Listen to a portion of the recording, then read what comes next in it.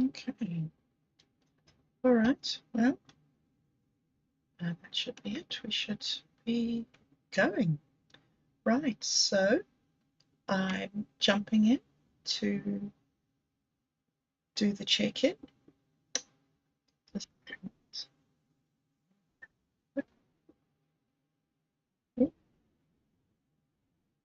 All right. Very good. That's working. So yesterday, what did I do? I did the laundry, the dishes, and changed the sheets on the bed. So, yep, up to date with that. Had the shower, then came downstairs, prepared for my live stream and delivered the live stream. So that took a couple of hours. It was good though. And then I yesterday was the day for doing fine metrics, so I recorded the new updates, the new visuals for the new updates that have been done last week. Then I had a meeting in the afternoon with Otto from Navakavada. Thanks, Otto. Messed it up. I'm so sorry. I'm so sorry. Anyway, we did a really good recording that didn't get recorded of the seventh seal. So we're working on that. And then after that, directly after that, I took the cats for a walk down in the orchard, which was good to do. Came back, edited the next tutorial with the recording that I'd made in the morning, and got that out there and posted that. Yeah, that was great. And then I jumped into Lovable and what is it called? Perplexity? What's the name of it? Oh man, it's just got a picture here, so I don't know what it's Perplexity. Yep, I was right. Did some more testing and playing with the app that I was doing, and yeah, it's wow. And watched a video about it, about how to use the different apps. So yeah, that was good. And then claimed Otto's bounty for the morning meditation. And then sadly couldn't get hold of the link for the Zoom meeting with my family. So I really missed them, and it was Father's Day. So it would be nice to say Happy Father's Day to Dad. But yeah. And then after that, I spent about 3 hours, I think, downloading more stuff off ChatGPT. The research that I've done and the documents that I have and the outlines that I have for my games, and I don't know if I need it, I doubt it. I'm like, oh, am I just keeping all this documentation for nothing? But if they delete all the stuff off the app as they have in the past, okay. So that was a very busy day today. Well, so far this morning I have listened to a talk from myself on where I am at, on the premise that I am both the poem and the poet. I feel that my main purpose in talking is for me to listen to myself. So I listened to myself, took some notes, tried to decide where to go next. Recording this, then today I'm going to make another in the series of Ember's Brew. I have generated some images for that. I'm not sure if I'm happy with them. Got a message to phone Do Better. Got some documentation and some things to do there that needs to happen. Am uploading that video that I listened to this morning just as a blog. It's not a good video at all, but I think it's part of the archive, so that's going up. And then making a schedule for today. I said in the video on Saturday that I was going to do it, and then yesterday I had that busy as day and didn't do it. So today I will plan out the next fortnight's activities and then try to write up a timetable, a daily timetable, because I have one on Teams, but I'm just not very much of a digital person, and I don't check it, and so I'm going to give myself an analog backup on the other side of the whiteboard. So yes, and thinking of calling the game The Bridge Back. I don't know. I don't know. All right, so there we go. Checked in, and that was 5 minutes, not an hour. And now I'm just going to read the story for a little while. Oh, I want to read the story of Ember's adventures first. Okay, you know that I love this. You know that I love this so much. Is it here? Right. Wattpad. And I went back past this morning, and I just thought, okay, let me read it. Let me read it. I need to record this. Actually, I'm not sure where I'm up to. Where's the last one that I did? I'm fairly sure that I did Hope's Mansion, the Lakes Plug. Did I do? Oh me, oh my! Have I really behind? I'm going to have to go and find out. But anyway, a cave and a duck. All right, a cave and a duck. The sun rose as high as it could. The ship was fixed with the tree's wood. The muddy man laid down his hammer and nails. The hull was patched without any fails. The boy thanked the man for his deed, gave him the last egg in his backpack, see? Then tied the ship to Ember's rope with ease. The crew got aboard in the dew and fog. Ember pulled the boat into the lake like a log. The sails, still ripped, caught the breeze into the lake as far as the seas. The rope was untied, the crew relaxed. Where they were going, just ask the map. It sat where it had always been, on the boat in the captain's cabin, next to the wheel, ripped and apart. They talked the day away on the Raven's Ark. The sun fell, the night had passed. The boy awoke on the ship at last. He walked the ship, taking in the breeze, the fish in the water, the smell of the seas. Cliff asleep at the wheel, snoring with ease. The boy took the wheel, the map sparkled with glee. Yet the boy only noticed a duck wading in the sea, near a sandy shore, and a cave, you see. The boy thought, what a great day for fishing it must be. So he set course to the sandy shore from the sea. The boat seemed to turn on a dime, walking everyone on board in line. Oh, wake him. Spoiled that song. The boy thought, what a great day for fishing it must be. So he set course to the sandy shore from sea. The boat seemed to turn on a dime, waking everyone on board in line. Magic and Dew awoke feeling sad. Belle felt alone, yet bright and glad. Cliff rose tired, still rubbing his eyes. The boy anchored the ship at the beach without surprise.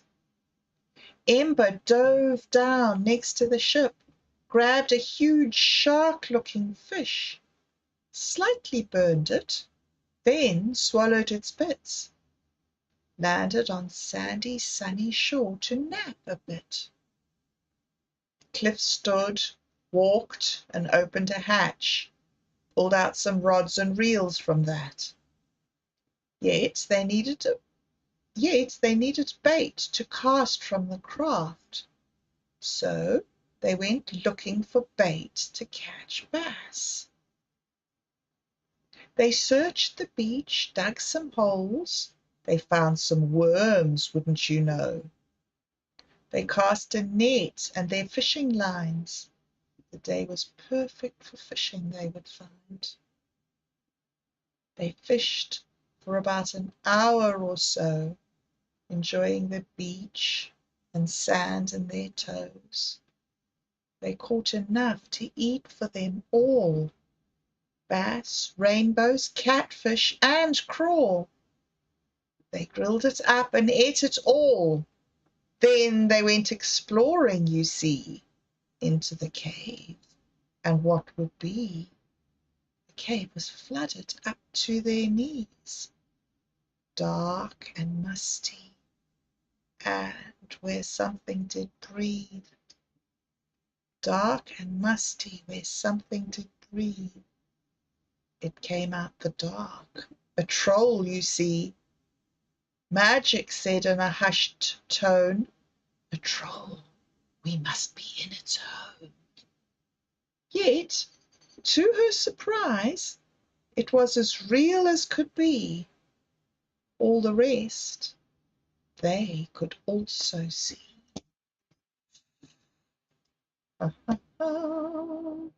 So exciting. I love this story so much, so incredibly much.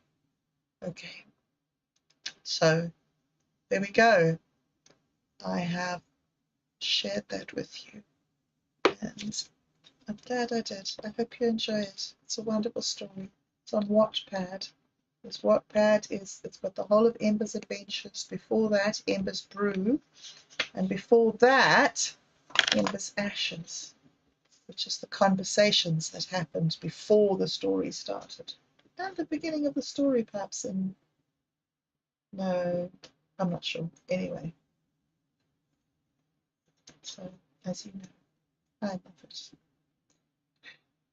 So now, Jack's story, chapter 5 this morning. Burger time and more. The water hissed and splattered as soon as they hit the showers in the campsite. Then they wolfed down the sandwiches provided for lunch. The next few hours they had to themselves.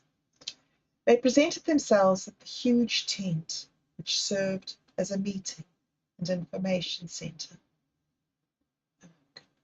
They presented themselves at the huge tent, which served as a meeting and information centre, at 5 o'clock, as per instructions, and were standing inside when Jack heard a whistle of admiration from Dan.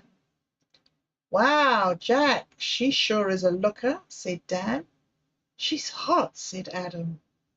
Jack turned round to see what his friends were talking about, and he caught his breath. Kate stood framed in the entrance. She looked around the room, her expression inquiring, her face tilted. When she saw Jack, her face lit up and she waved. He waved back, and she smiled that funny little lopsided grin of hers that made his insides feel as if they had turned to water. She walked towards him, her glorious red-gold hair bouncing in ripples below her shoulders. "I think I'm going to cut you out," said Dan, acting macho. "She's the prettiest girl in the room." He knew he was good-looking, and that, coupled with the fact that he was part of the rugby team, made him feel that he was irresistible to girls. There was a grain of truth in his thinking. Some girls would do anything to go out with one of the 15 members of the first team. Dan had no doubt he could replace Jack in Kate's affections. Kate came up to them. She stood next to Jack and slipped her hand into his. "Never had a shower felt so good," she said with a laugh. "I'm feeling almost human again, and I think I just slept the afternoon away." "You look better than human," said Jack, "and I'm so amazed you kept up with us all the way." "Whoa, Jack, are you saying I did well even though I'm a girl?" Jack laughed. and lifted his hands in surrender. I wouldn't dare.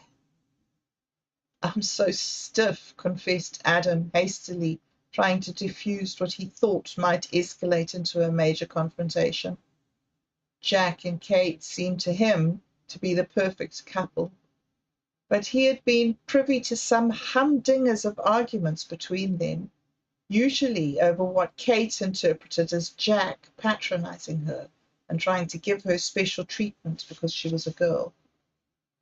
To draw attention to himself, Adam gave a heartfelt groan. My poor body will never be the same. Oh, you are amazing, Adam, said Jack, turning from Kate to his friend. I'm so proud of you. More than just a pretty face and magic computer skills. Are you very sad we didn't win? Kate asked Jack. I know how competitive you are. Jack looked down at her, loving her. She understood him so well.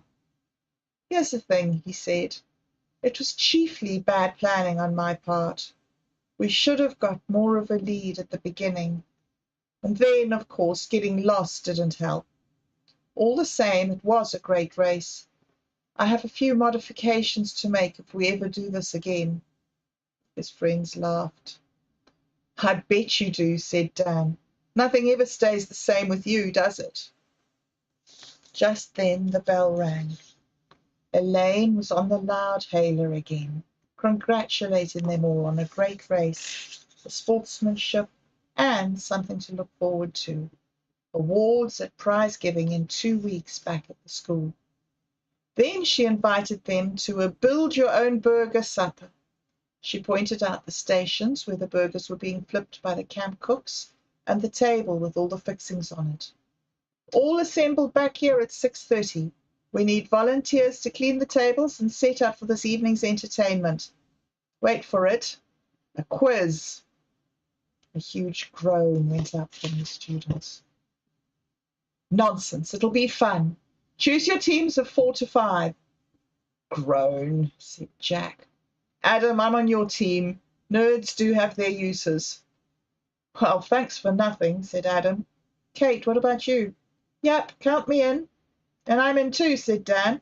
The team is all together again. Now burger time. The meal was delicious as the hungry adventurers tucked into their burgers. Then they cleared up the plates and utensils they had used. A team of prefects enlisted their help to move tables in preparation for the evening's entertainment. The tent was transformed. There was a wide table at the one end where the officials and the quizmaster sat.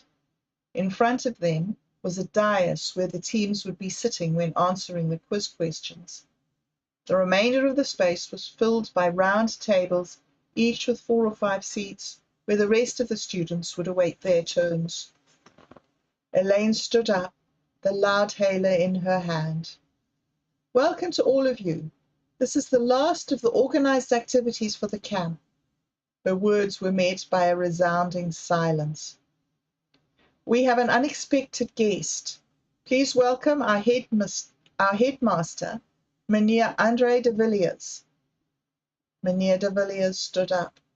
He seemed to dominate the room.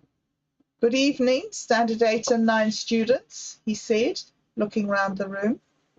Students with whom he made eye contact immediately searched their souls for any recent wrongdoing, certain the headmaster was all-seeing and all-knowing.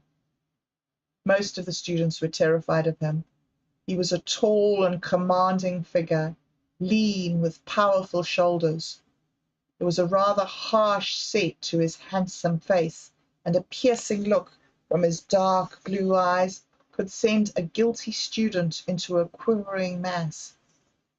I'm happy to be here tonight, he began, looking and sounding far from happy. I should like to commend Miss Summerfield on her vision and determination in organizing the activities of the last few days, and to thank all the parents who have helped.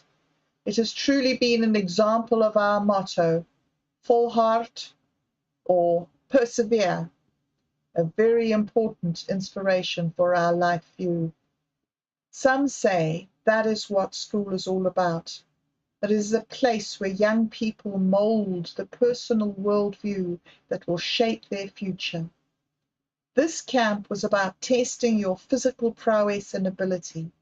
It was about pushing yourself to the limit and persevering. But it was more than that. It was also about getting to know each other and developing respect for different cultures. After all, we are living in a new South Africa. It is an exciting time to be alive. As my mother used to say, to change is to live. There is so much potential for growth for us all in the new South Africa. However, what I hoped to see and what I did not see was mixed race groups competing against each other. Instead, I saw groups of friends sticking together, unable or unwilling to move out of their comfort zone. Why? Too scared? Too arrogant? Too blind to see the benefits? Well, here is my challenge to you. Seize the opportunity to expand your horizons by making friends with someone you have not even talked to before. Now, let us begin. I look forward to the evening's entertainment. There was a scattered, unenthusiastic applause as the headmaster sat down. What's that all about? Dan asked. Jack, you told us de Villiers was dead against the camp, and your aunt had to fight tooth and nail to get permission. I know, it's true, said Jack. He can't stand my aunt. He thinks she's bossy britches, as he calls it, and a bleeding heart. He doesn't have a good word to say about her. Elaine was on the loudhailer again. Let the quiz begin. There was a concerted groan from all the students. Elaine took no notice.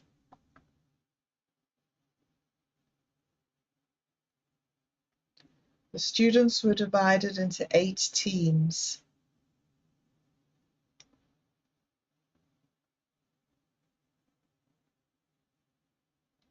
The first 2 headed by Timothy and Zachary. So, Timothy, it's your responsibility to choose. Which category are you going for? Timothy was a rather truculent and awkward student, always getting into trouble with the authorities. Not surprisingly, Mynheer de Villiers knew him well, as he had often been sent to the office to be disciplined. His limbs gave the impression of being too long for his body. He always appeared to be untidy and careless, as if he was looking for trouble. Zachary stood next to him, frowning, with his big, muscly arms folded, wide shoulders rigid, his body language oozing hostility. Elaine turned to Timothy, who seemed to be considering his answer. Jack's heart sank. He wondered what Timothy was going to say. He glanced at his aunt and saw her anxious face. Nothing was going the way she wanted. Jack tensed himself for disaster. In desperation, he looked across at Timothy and caught his eye. He gave Timothy his most winning smile and a thumbs up. He held his breath, willing Timothy to join in. Then, for some reason, Timothy decided to cooperate. That was vintage Timothy, always doing the unexpected. He stood, looking at the overhead projector screen. He moved his head to the right, then to the left, and his body shook as if to a rhythm only he could hear. Let's see, the school? Nah, can't go there. Nah. Mpumalanga? Yeah. Not Shakespeare? Nah.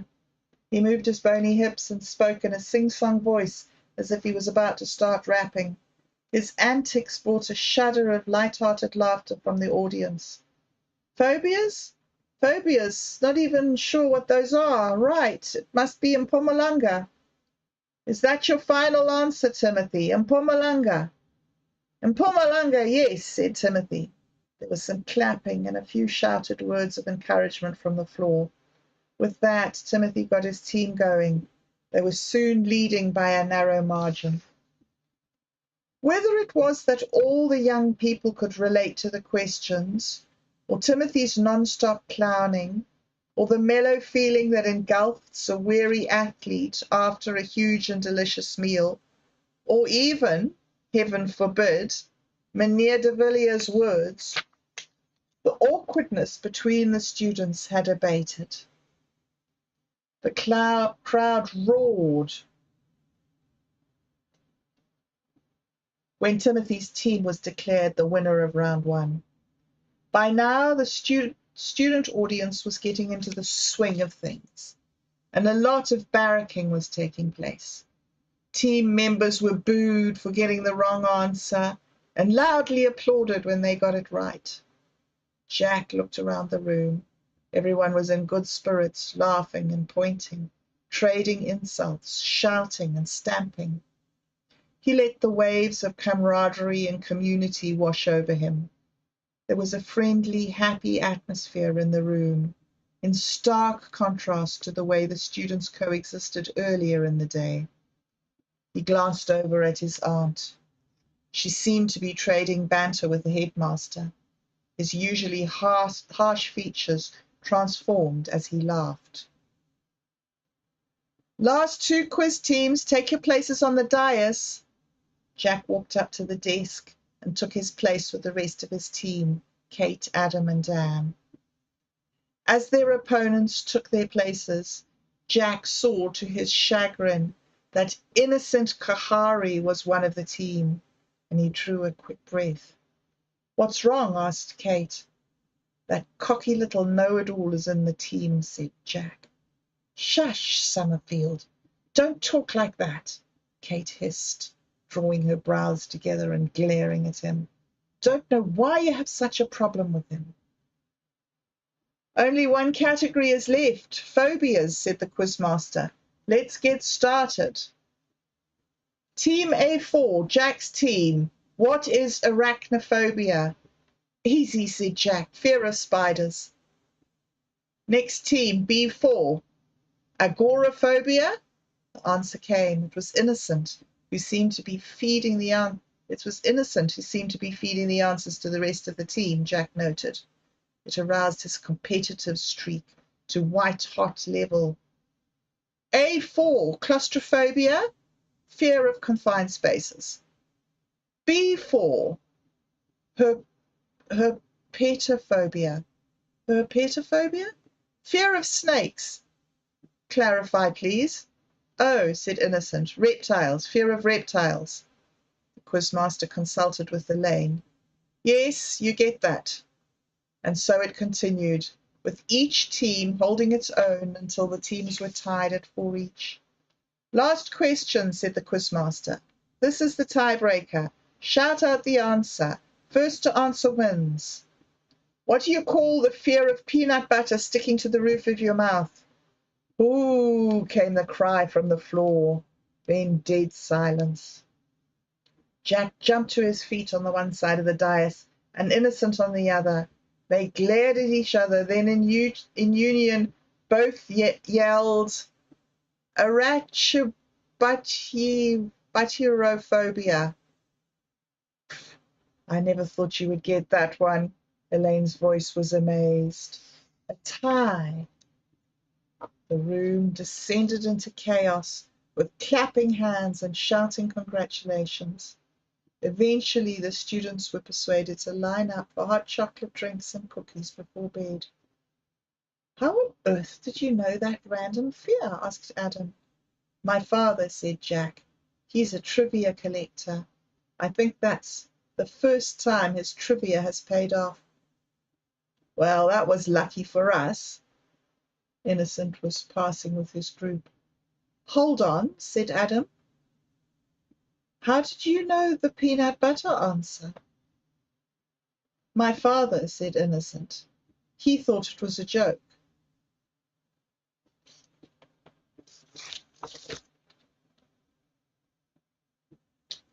Well. So, Here we go. The story for today. Okay, guys, thank you for that. Thank you for joining me, and I hope you enjoyed those stories. I hope you have a great day. And I will check in again tomorrow, and we will do another story, another chapter. And maybe Reginald will join us again tomorrow. Are you getting in the habit of this, joining us, Reginald? Okay, he's sitting on my mouse. Oh, okay. All right. Okay, now goodbye. Now that I've got rid of Reginald, you can say goodbye. Not got rid of. Got him off my mouse.